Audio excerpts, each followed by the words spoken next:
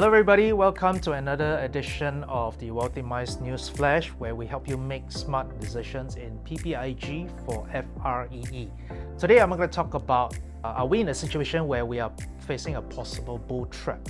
Now, why this topic is because if for those of you who are following the market, you probably know that the market is run up pretty high, and there is always a danger, as I always believe in this universal law: what goes up must eventually come down, and the higher and the faster that you go, that you climb, the coming down or the falling down could be harder, could be greater. So this is what we want to let you folks know.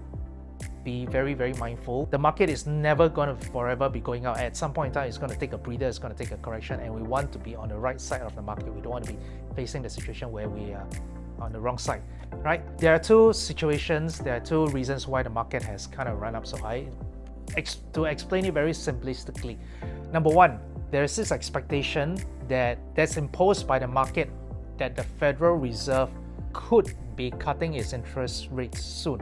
I would say that the Fed has done a pretty decent job in bringing inflation down, but the Federal Reserve has not actually yet achieved its stated objective of bringing inflation down to below the 2% level that is its target. So to say that the market is able to impose its will on the Federal Reserve and expect that interest rate is going to come down sooner than expected, and therefore give the market a further boost, is something we need to remind ourselves. Let's not get carried away with this thought. Okay, the Federal Reserve works on its own term, its own time frame. If interest rate continues to be elevated, it's not going to go its way. You could actually see a correction happening over the horizon. The second reason is the market has been driven up by this, what has been famously termed the Magnificent Seven stocks. We're talking about like Apple, Amazon, Google, Microsoft, Tesla, and the likes. All right, so just these 7 stocks alone account for 30% of the strong market's growth in the last year and in the recent periods alone. So to me, there is this, it screams of concentration risk. Or say another way, do not put all our eggs into one basket. Now, there are 3 key takeaways that I would like to share with everybody as a result of these 2 backdrop scenarios that I've just mentioned. The first takeaway is this. Now, instead of just using or entering the market buying stocks at a high price, consider using instruments that could actually offer you some form of hedging. For instance, options.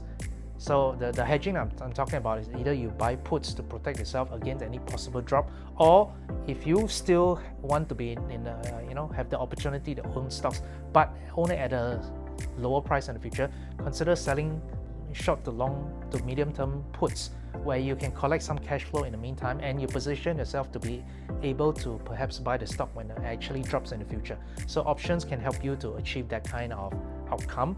Takeaway number 2 is keep cash. Cash is king in this case. Keep your gunpowder dry. In case of any market correction or any downturn, you have the ability to scoop up good quality stocks on the cheap. Now, if you don't have cash, then you're not able to do that. So keep your gunpowder dry, ready for this kind of scenario when it happens. Number 3, be very selective in terms of your stock picking. Now, of course, I mentioned that Magnificent 7 stocks have driven the market to a high. It also means that the Magnificent 7 stocks have also become fairly expensive. Some of them have become ridiculously expensive. Take for instance Nvidia at $800 a share. Now, not that we cannot enter into Magnificent 7 stocks, but be very clear about why are we doing this. So if you want to plunk down $82,000 just to buy 100 shares of Nvidia, be very clear. Why are you doing this? Why are you buying into Nvidia, the stock which is now having very high PE multiples? So be very clear on the reason why you're investing in this kind of stocks.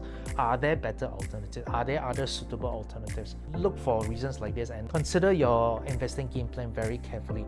So with that rounds up this very quick market news flash, where we empower you to make smart decisions in PPIG for FRE.